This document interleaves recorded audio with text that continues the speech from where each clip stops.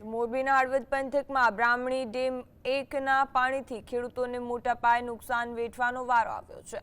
6 ગામોના ખેડૂતો તંત્ર સામે આક્ષેપ કર્યો છે કે ડેમમાં નર્મદા કેનાલનું પાણી છોડવામાં આવતા તે આસપાસના ખેતરોમાં ભરાઈ જાય છે અને વેસ્ટ વિયરથી સપાટી ઊંચી હોવાને કારણે પાણીનો યોગ્ય નિકાલ થઈ શકતો નથી।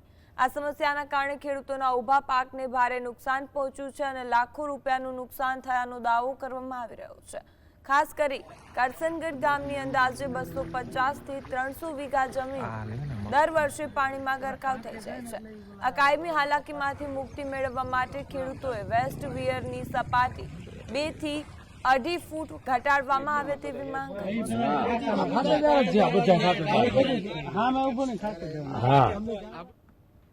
એટલે અમે રજૂઆત કરી બધા ખેડૂતો મોરબી જિલ્લાના કલેક્ટરને અથવા મામલતદાર સાહેબને કે જેથી આ ખેડૂતને બધાને નુકસાન આવે છે। અહીંથી લગભગ અંદાજિત અમારા જ ગામની સીમ ગણી તો 100-150 વીઘા જેવી ડૂબમાં જાય છે। જેથી ઓવરફ્લો થાય તેથી આટલા ખેડૂતને હાવ નવરા કરી નાખે। આમાં કાંઈ લેવાનું રહેતું નથી ખેડૂતને।